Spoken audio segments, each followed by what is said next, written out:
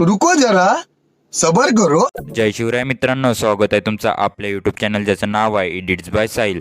तर आजचा व्हिडिओ आपला फुल जबरदस्त झालेला आहे। आजच्या व्हिडिओमध्ये वापरलेले मटेरियल्सची लिंक तुम्हाला आपल्या वेबसाईटवर मिळेल।